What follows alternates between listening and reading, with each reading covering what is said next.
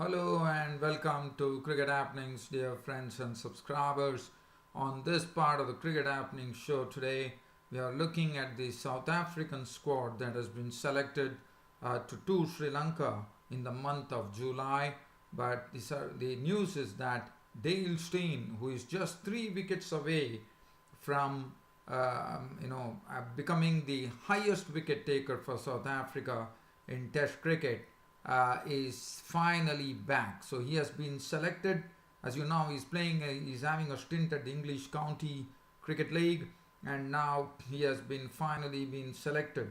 As you know, he has been out of South African cricket for quite a long time, so he has been selected. So we will have a look at the South African team that has been selected to Sri Lanka, and also Scotland, who upset England in the solitary one-day international. Whether they have the capability now to upset, they already upset the highest ODI ranked side, England, in the ODI, in the solitary ODI that they played with a very big scoring innings. And now Pakistan are there in Scotland. They're going to play 2 T20s. Now it will be interesting to see, and Pakistan will be quite wary about what happened, and they would really be guarding against that, as they're going to play at the same batting pitch at Edinburgh, so you can expect a lot of runs. And also Scotland, whether they can also recreate what they did in ODIs to England, to the number 1 T20 side of the world, Pakistan. So and then, yeah, that's it. That's what we are going to have a look at. So first, let's head towards South Africa and see the composition of the squad that has been selected. But there was more interest. There would have been there was more interest on Dale Steyn's inclusion in the side, as he missed the India tour too. As you know, he played probably a match. So now he's back in business. So he has been selected for the overseas tour of Sri Lanka, which is going to be played in the month of July. They are going to be playing 2 test matches, 5 one-day internationals, and a solitary T20, which will go into early August, I reckon. And their first match will be at the Pisara Stadium in Colombo on July 7th and 8th, before the first test in Galle starts. So let's look at the composition of the squad. So looking at the composition of the squad, as I said, Dale Steyn has been included, and he's just 3 wickets shy of becoming the highest wicket taker in South Africa by breaking the former South African bowler and also commentator now, Sean Pollock's record. And this is a 2-test series which he has to take 3 wickets, and one would definitely hope that Dale Steyn would have done this by the time the test series between South Africa and Sri Lanka are over. So he has been selected. Now let's have a look at the composition and as you know, let's also understand one thing, that this is the first time it's a squad which has no AB de Villiers. AB de Villiers has retired, and so this is the first time that a test squad from South Africa is going to be without AB de Villiers, a great player for South African cricket over the years. Now the composition consists of Dean Elgar and Aidan Markram, who has come a long way since his debut for South Africa. As you know, he's a new entrant to South African test team, but he has already shown what he has in his locker against Australia. As you remember, they have the experienced Hashim Amla. Du Plessis will lead the side. Temba Bavuma, Thinus de Bruin keeps his place. Quinton de Kock as a wicketkeeper batsman. They also included a reserve wicketkeeper in Hendricks Klaasen. Now that is the place where AB de Villiers' place has been taken by Hendricks Klaasen, the wicketkeeper batsman. One was a bit surprised to see Hendricks Klaasen being included in the test scheme of things. I thought he's more of an aggressor, but well, one has to wait and watch as to what one has to wait and watch as to how he goes. And then if you let's look at the bowling. Dale Steyn is back, so he will be partnered by Kagiso Rabada. So that will be an awesome combination of pace. and then they have Vernon Philander with his cut and swing, and Lungi Gidi was already proved himself in the big arena, especially he took a fifer against India, as you would remember, in the test matches which India lost.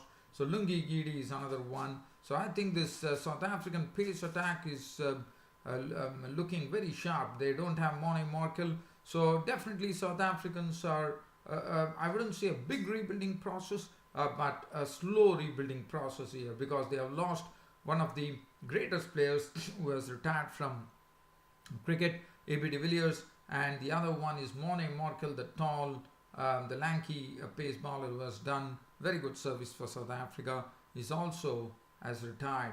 So definitely there is sort of a, not a big hole, but yes, de Villiers would be a very big hole, and Mone Morkel also to a certain extent. So definitely there's a hole in the South African test side, but I'm sure South Africa have the resources in reserve to actually to actually do well in Sri Lanka. And looking at the bowling now, this was the pace bowling combination that I was looking at, and then they have the spin of Tabraiz Shamsi, and then Keshav Maharaj, as you know, is already showing that he belongs to this particular big occasion. And Sean Van Berg is the new cap in the side. Now he is a leg spinner. I'm told he's a leg spinner, but he can also bat a bit. So Wyan Mulder has lost his space. Wyan Mulder was highly talked of by Otis Gibson, the coach, but now there is no signs of Wyan Mulder. Mulder is gone, and it is Van Berg who has been given the chance. Now Van Berg, as I said, is someone who actually is a leg spinner, and he also bats. So that is the very good portion of this, is that even Van Berg can also bat. So he's the new cap in the South African Test squad. And so Imran Tahir's place has gone. There's no Imran Tahir in the side, and the place has gone to leg spinner Sean Van Berg, who received his maiden Test call-up, and then the wrist spinner Tabraiz Shamsi, and they have, so there are a lot of variety in their mix here. Regular specialist Keshav Maharaj, and then they have a left arm wrist spinner, and they also have Sean Van Berg, the new bloke, as a right arm leg spinner. And also I'm told he's an excellent bat too. So definitely I think this South African squad is looking very strong, even without the presence of A.B. de Villiers and Mone Morkel, who have retired. Now let's talk about the T20 match which is coming up between Pakistan and Scotland. As you know, Scotland have already created a sort of scare in the cricket camps by actually scalping England in the ODI version, the solitary ODI. So now it's the turn of the T20. Now Scotland are really looking good, and this is going to be played at the same ground where it was a perfect batting pitch. So if we are given to understand that the pitch is, the nature of the pitch is going to remain the same at Edinburgh, then I think Pakistan are in for some real fireworks from the Scotland players. And this is a T20, so Kyle Coetzer and Matthew Cross, and I'm sure Scotland are going to play with the same aggression that they played against England. So Kyle Coetzer, Matthew Cross, Callum MacLeod has shown that he's a good player of spin bowling. He handled the Zimbabwe leg spinners well. After that he also handled and now he will have a challenge against Sharab Khan. But what he does well is that he uses the sweep shot to good effect against the spinners, especially against the leg spin. And Sharab Khan would definitely have a sort of a real challenge in bowling to this bloke Callum MacLeod, who is coming on the heels of a superb 140 not out of 94 deliveries. Richard Barrington, George Munsey, they all contributed, as you know. Craig Wallace. Now Craig Wallace is another one who really is a sort of a real hitter of the ball, and whether they will be, one probably thinks that Craig Wallace will come in place of Dylan Budge, who made his debut in the ODIs against England. Michael Leask, another good hitter of the ball in the lower order. Sufyan Sharif, the bowlers. Mark Watt, the left arm spinner, is pretty impressive against England, but one knows that Pakistan have good players who spin, and then they have Alistair Evans and Stuart Whittingham. So this is the team composition as far as the first T20 is concerned between Pakistan and Scotland. Pakistan, they are, as you know, they are the number one ranked T20 side in the world. They have the services of Fakhar Zaman, who is a wonderful player to watch. As you know, Fakhar Zaman will open with Hussain Talat. Now, Hussain Talat is someone, is a new bloke in the Pakistan team who has come. So he will be someone on whom a lot of things will rely. But Fakhar Zaman would be expected to provide a sort of a really electric start to proceedings for Pakistan.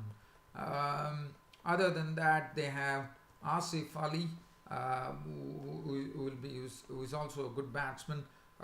Then they have Shoaib Malik, the experience of Shoaib Malik. Sarfraz Ahmed, well, he has been captaining the side well, but unfortunately one has to say that he has been short of runs. It's probably 8 or 10 matches where Sarfraz Ahmed has not really played a good hand, and that is what Pakistan will be hoping, that Sarfraz Ahmed gets some runs under his belt in this T20, if at all he has to bat. And then they have Mohammad Nawaz, the all-rounder. Shadab Khan is already developing into a genuine all-rounder for Pakistan, no doubt about it. Fahim Ashraf, another very, very talented all-rounder who can really belt the ball in a very, very hard manner.